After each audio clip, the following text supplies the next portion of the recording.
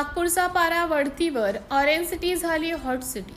विदर्भासह नागपुरात उन्हाचा कडाका आता असह्य होऊ लागला आहे.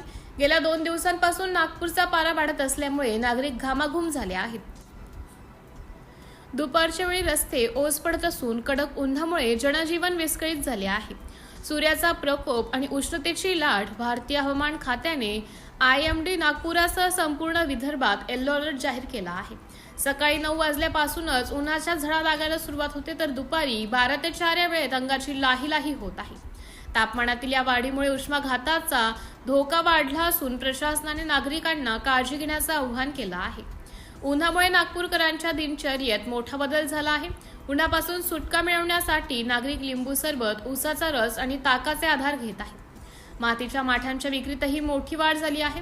प्रशासनाच्या मार्गदर्शक सूचना. वाढत्या उन्हाच्या पार्श्वभूमीवर नागपूर जिल्हा प्रशासनाने खालील सूचना दिल्या आहेत. शक्यतो दुपारी 12 ते 4 या वेळेत घराबाहेर पडणे टाळावे. भरपूर पाणी प्यावे आणि सुती कपड्यांचा वापर करावा. चक्कर येणे किंवा अस्वस्थ वाटल्यास तातडीने डॉक्टरांशी संपर्क साधावा. केवळ माणूसच नव्हे तर पशुपक्ष्यांनाही या उष्णतेचा मोठा फटका बसत आहे. हवामान खात्याच्या अंदाजानुसार पुढील काही दिवसात तापमानात घट होण्याची शक्यता कमी असून उष्णतेची लाट कायम राहणार आहे. त्यामुळे नागपूरकरांना आता पावसाच्या सरींची प्रतीक्षा करावी लागणार आहे. सिटी इंडिया न्यूजसाठी प्रतिनिधी राहुल पानतावणे, नागपूर.